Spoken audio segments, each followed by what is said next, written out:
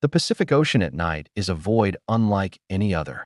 Beneath the cockpit of a military aircraft, there is no glow of cities, no comforting grid of highways stretching into the distance. There is only darkness, an endless expanse of black water meeting black sky, separated by nothing more than a thin horizon line that sometimes disappears entirely when the moon hides behind clouds. For the pilots who fly these routes, the isolation is absolute. They are suspended between two worlds, tethered to reality only by the instruments glowing softly in front of them and the crackle of radio static in their headsets. It is a lonely place, a place where the mind can play tricks, where fatigue and altitude blur the line between what is real and what is imagined. But sometimes, in that darkness, pilots see things that their instruments confirm, things that move with purpose, things that follow. This is the story of those encounters, the ones that were documented, reported, and in some cases, investigated. The ones that left experienced aviators shaken, questioning not just what they saw, but what it means to see something that shouldn't exist. These are not tales from the edges of folklore or the whispers of campfire stories. These are official reports, recorded testimonies, and declassified files from military and civilian pilots who encountered something over the Pacific Ocean, something that followed their aircraft, matched their speed, and defied every known law of aerodynamics and physics. Something that, to this day, has never been fully explained. It begins, as so many of these stories do, with a routine flight. The year is 1951, and the Cold War is settling into its long, tense rhythm. American military presence in the Pacific is strong, a network of bases and airfields stretching from Hawaii to Japan, from Guam to the Philippines. Aircraft shuttle supplies, personnel, and intelligence across thousands of miles of open ocean, their routes carefully plotted to avoid Soviet patrols and navigate the unpredictable weather patterns of the region. For the pilots, it is work that demands focus and discipline, but it is also work that becomes routine. They know their aircraft. They know their routes. They know what to expect. On the night of February 21, 1951, a Navy transport plane departed from Honolulu, bound for Wake Island, a small atoll nearly 2,400 miles to the west. The flight crew consisted of 4 men. The pilot, Lieutenant Commander James Harrison, the co-pilot, Lieutenant David Mathis, the navigator, Ensign Robert Keller, and the flight engineer, Chief Petty Officer Thomas Reeves. All 4 were experienced aviators, men who had logged thousands of hours in the air, many of them over the Pacific. They had flown through storms that turned the sky into a maelstrom of lightning and wind. They had navigated by the stars when their instruments failed. They had seen the ocean in all its moods, calm and glittering under the sun, or churning with waves that could swallow ships whole. They thought they had seen everything. The flight began without incident. The weather was clear, the engines hummed steadily, and the radio checks with Honolulu Control came through crisp and professional. Harrison settled into the rhythm of the flight, his hands light on the controls, his eyes scanning the instruments out of habit more than necessity. Beside him, Mathis handled the communications, confirming their altitude, airspeed, and heading with the calm efficiency of a man who had done this 1,000 times before. Behind them, Keller bent over his charts, making notes with a pencil, while Reeves monitored the fuel levels and engine temperature gauges. It was a scene repeated countless times in countless cockpits, the quiet professionalism of men who knew their job and trusted each other to do it well. They were 2 hours into the flight, cruising at 12,000 feet, when Mathis saw it first. A light, off the starboard wing, perhaps 2 or 3 miles distant. At first, he thought it was another aircraft, a commercial flight on a parallel route, or perhaps a military patrol plane returning to Honolulu. But as he watched, the light began to move in a way that made no sense. It descended rapidly, then leveled off, matching their altitude. It accelerated, closing the distance between them, then slowed again, pacing them. Mathis frowned, leaning forward in his seat, his hand reaching for the radio to contact Honolulu and ask if there were any other aircraft in the area. Before he could key the microphone, Harrison saw it too. "You seeing that?" he asked, his voice tight. Mathis nodded, his eyes fixed on the light. It was brighter now, close enough that they could see it was not a single light, but several, 3 or 4 distinct points of illumination arranged in a triangular pattern, glowing with a pale, bluish-white intensity that seemed almost cold. There was no sound, no engine noise, no navigation lights blinking red and green as regulations required. Just that eerie, silent glow, keeping pace with them in the darkness. Harrison's first instinct was to dismiss it as a reflection, perhaps moonlight catching on a cloud formation or some atmospheric phenomenon he didn't understand. But the night was clear, the moon half hidden behind thin clouds that did nothing to explain what they were seeing. And the lights were moving, not drifting with the wind, but moving with intention, adjusting their position to stay exactly aligned with the transport plane's course and speed. Harrison exchanged a glance with Mathis, saw his own unease reflected in the co-pilot's face, and made a decision. He increased their airspeed, pushing the throttle forward slightly, watching the airspeed indicator climb from 200 to 220 knots. The lights kept pace, effortlessly. There was no lag, no moment of adjustment. They simply matched the new speed as if connected to the aircraft by an invisible tether. Harrison felt a cold knot form in his stomach. He had been flying for nearly 15 years. He knew what aircraft could do, what their capabilities and limitations were. What he was seeing now, an object maintaining formation with them, matching their speed changes instantly, with no visible means of propulsion, was impossible. Behind them, Keller had noticed the lights now too. He abandoned his charts and moved to the small window on the starboard side, pressing his face close to the glass. "What the hell is that?" he asked, his voice higher than usual, the professional calm cracking slightly. Reeves joined him, and the two men stared out into the darkness, watching the lights hover in the void. For several minutes, no one spoke.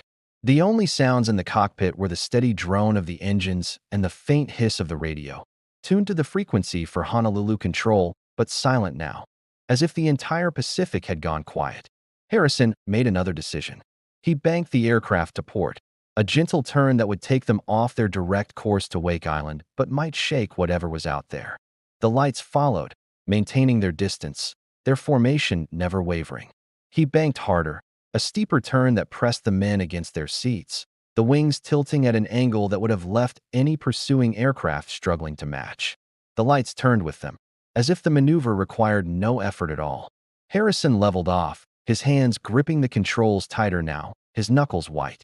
"Mathis," he said quietly, "get on the radio. Tell Honolulu we have an unidentified aircraft following us. Ask if they have anything on radar." Mathis keyed the microphone, his voice steady despite the tension. "Honolulu Control. This is Navy Transport 715. We have an unidentified contact off our starboard wing, bearing approximately 090, distance 2 miles. Can you confirm any traffic in our vicinity? Over." There was a long pause, filled only with static. Then the controller's voice came through, professional but puzzled. "Navy Transport 715, negative on radar contact. We show you alone in your sector. Can you describe the contact? Over." Mathis looked at Harrison, who nodded grimly. "Honolulu Control, the contact is, it's a series of lights, triangular formation, pacing us at 12,000 feet. It's been with us for approximately 10 minutes and has matched our course and speed changes. We cannot identify it as a known aircraft. Over." Another pause. Then, "Navy Transport 715, maintain your course and altitude. We are checking with military radar stations. Stand by." Over. The minutes that followed were among the longest of Harrison's life. The lights remained, silent and unmoving relative to the transport plane, as if they were simply waiting. Waiting for what, he couldn't say. He considered descending, climbing, anything to break free from whatever was out there, but his training held him in check. Panic was the enemy. Decisions made in fear led to mistakes, and mistakes over the Pacific, thousands of miles from land, could be fatal. So he flew on, keeping the aircraft steady, his eyes flicking between the instruments and the lights outside, while his crew watched in tense silence.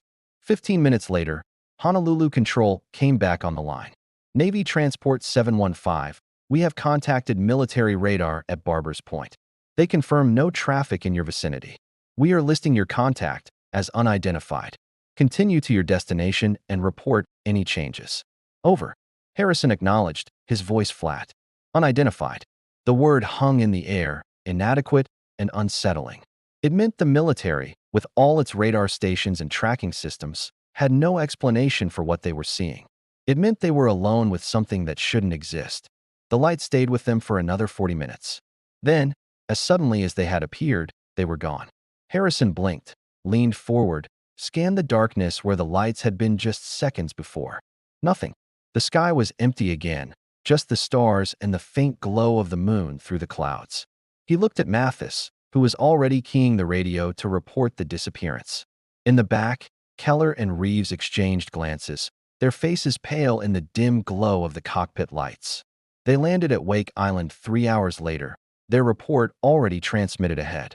The base commander was waiting for them, along with an intelligence officer who took their statements one by one, asking detailed questions about the light's appearance, movement, and duration.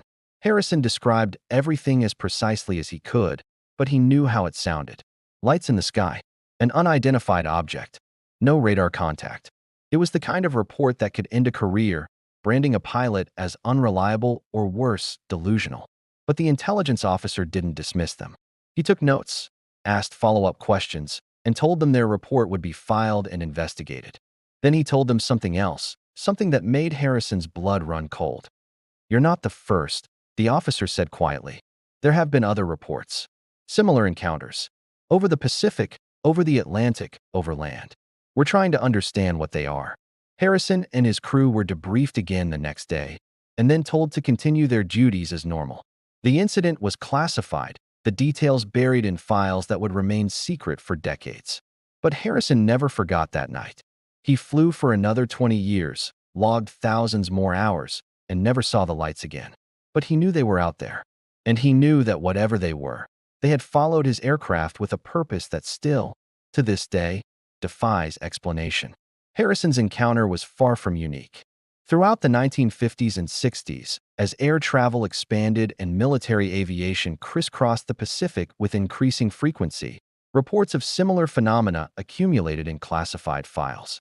Pilots, both military and civilian, described lights that paced their aircraft, objects that performed maneuvers no known technology could achieve, and encounters that left them shaken and searching for rational explanations that never quite fit. The Pacific, with its vast emptiness and the isolation it imposed on those who flew over it, became a hotspot for these sightings. Some dismissed them as misidentifications, satellites, weather balloons, atmospheric effects. But the pilots who experienced them knew better. They had seen too much, and what they saw moved with intelligence and intent. One of the most detailed accounts came from Japan Airlines Flight 1628, a cargo flight that occurred on November 17, 1986. While technically over Alaska when the encounter reached its peak, the flight had originated in Paris, made a stop in Reykjavik, and was bound for Tokyo, a route that would take it across the northern Pacific. The crew consisted of Captain Kenju Terachi, a veteran pilot with over 10,000 flight hours, First Officer Takanori Tamefuji, and Flight Engineer Yoshio Tsukuba. All three were experienced professionals, men who had flown through every kind of weather and navigated by instruments when visibility dropped to zero. They were not easily rattled. The flight was cruising at 35,000 feet, the Boeing 747 cargo plane heavy with a load of French wine bound for Japan. It was early evening, the sky darkening as they flew northeast over Alaska, following a standard route that would take them across the Bering Sea and down toward Tokyo. The weather was clear, the flight smooth, and the crew was settling into the quiet routine of a long-haul flight when Terachi noticed lights ahead of them, slightly below their altitude. At first, he thought they were the lights of another aircraft, perhaps a military jet on patrol. But as they drew closer, the lights began to move in a way that made no sense. There were two clusters of lights, each consisting of multiple points arranged in a rectangular pattern. They glowed with an amber color, pulsing slightly, and they were positioned ahead of the cargo plane, moving on a parallel course. Terachi watched them for several minutes, his hand resting on the control yoke, his eyes narrowing.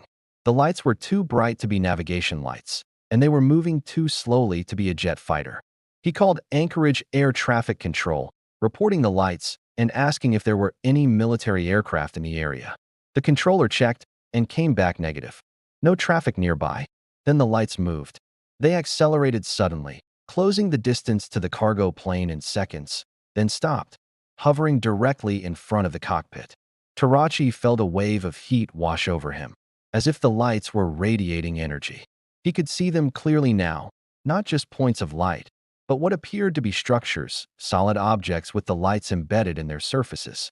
They were massive, far larger than any aircraft he had ever seen, and they hung in the air with no visible means of support. No wings, no rotors, no exhaust plumes. Just those glowing lights and the dark shapes behind them. Tamafuji and Tsukuba saw them too. All three men stared in stunned silence as the objects hovered in front of them, so close that Terauchi could make out details, panels on the surface, geometric patterns, a sense of something constructed and deliberate. Then, as suddenly as they had appeared, the objects shot upward, disappearing into the darkness above in an instant. Terauchi exhaled, realizing he had been holding his breath. He exchanged glances with his crew, saw the same shock and confusion on their faces, and keyed the radio to report what they had just seen. But the encounter wasn't over. Minutes later, as the cargo plane continued on its course, Terauchi glanced at the radar display and saw something that made his stomach drop. A large return, far larger than any aircraft, was following them from behind. It was staying at a fixed distance, matching their speed and altitude.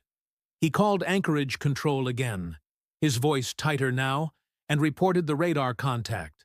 The controller confirmed they were seeing it too. A massive return, size estimated at several times that of an aircraft carrier, pacing the cargo plane. Terauchi made a decision. He requested permission to take evasive action, to change course and altitude, to try to shake whatever was following them. Permission was granted. He banked the aircraft sharply, descending and turning, the cargo plane's engines roaring as he pushed it through maneuvers it was never designed for. Behind him, the object followed, staying at the same distance, matching every turn. He climbed, leveled off, changed heading again. The object stayed with them, silent and relentless, visible now as a faint glow on the horizon behind them, like a second moon rising in the wrong part of the sky. For over 30 minutes, the object followed Japan Airlines Flight 1628 across the Alaskan sky. Then, as they approached Fairbanks, it vanished. One moment it was there, a solid return on radar, and a glow visible to the crew. The next moment, it was gone, as if it had simply switched off. Terauchi brought the cargo plane in for landing, his hands shaking slightly on the controls, his mind racing. He had flown for decades. He had seen everything the sky could throw at a pilot. But this was something else entirely. The aftermath of the JAL 1628 incident was swift and unforgiving. Terauchi's report was leaked to the media, and within days, the encounter was international news. The Federal Aviation Administration launched an investigation, interviewing the crew and reviewing radar data. The conclusion was inconclusive. The FAA acknowledged that something had been tracked on radar, but offered no explanation for what it was. Terauchi was grounded by Japan Airlines, his reputation damaged, his career effectively over. He never recanted his story. Until his death, he insisted that what he and his crew saw that night was real, that it was not a hallucination or a misidentification, but something solid and deliberate that had followed their aircraft with a purpose he could not fathom. The Pacific continued to yield similar reports. In the decades that followed, pilots from military and civilian flights described encounters with objects that defied explanation. Some saw lights that paced their aircraft for hours, vanishing only when they approached land. Others reported radar contacts that appeared suddenly, moved at impossible speeds, and disappeared without a trace. A few described feeling a sense of presence, as if whatever was out there was aware of them, watching them, following them with an intelligence that was both alien and unsettling. One such encounter occurred in 2004, involving a U.S. Navy F/A-18 Super Hornet operating off the coast of California as part of the USS Nimitz carrier strike group. While not directly over the Pacific in the deepest sense, the encounter occurred over open ocean and was later declassified as part of the Pentagon's UAP, Unidentified Aerial Phenomena, Disclosure Program. The pilot, Commander David Fravor, and his weapon systems officer were conducting a routine training mission when they were vectored by the USS Princeton, a guided missile cruiser equipped with advanced radar systems to investigate an unknown contact. The Princeton had been tracking the object for several days. It would appear at 80,000 feet, then drop to sea level in seconds, a descent that would subject any known aircraft to forces that would tear it apart. Fravor and his wingman were directed to the location, expecting to find a downed aircraft or perhaps a drug-running submarine. What they found instead changed everything. As Fravor descended to investigate, he saw the object. It was roughly 40 feet long, white, and shaped like a tic-tac, smooth, with no wings, no exhaust, no visible means of propulsion. It was hovering just above the ocean surface, moving erratically, as if playing or searching for something. Fravor began a descent toward it, intending to get a closer look. The object reacted. It mirrored his movements, ascending to meet him, then suddenly accelerated and disappeared. Not flew away. Disappeared. One moment it was there, the next it was gone. Fravor returned to the Nimitz, shaken but convinced of what he had seen. His weapons systems officer confirmed the encounter. The Princeton's radar operators confirmed they had tracked the object's departure. It had reappeared 60 miles away, at the predetermined rendezvous point for Fravor's flight, in less than a minute. An F/A-18 Super Hornet, one of the fastest fighter jets in the U.S. arsenal, could not have made that distance in that time. Whatever the object was, it had anticipated Fravor's flight plan and moved there ahead of him. The encounter was documented, analyzed, and eventually declassified. Fravor's testimony, along with radar data and video footage captured by a second flight sent to investigate, became part of the public record. The Pentagon acknowledged the encounter as real, but offered no explanation. The object Fravor encountered exhibited capabilities: instantaneous acceleration, hypersonic speed without a sonic boom, flight characteristics that ignored inertia, that no known technology could achieve. And it had been operating in the Pacific, over open water, far from prying eyes.